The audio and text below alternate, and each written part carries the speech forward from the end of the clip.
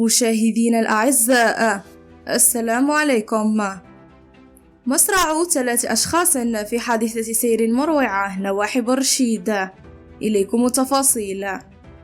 لقي 3 أشخاص مصرعهم على الفور يوم الأحد، بينهم شابة عشرينية، في حين أصيبت رفيقة لها بجروح خطيرة إثر تعرضهم لحادثة سير مروعة على مستوى الجماعة الثرابية المباركيين قيادة إقليم برشيد.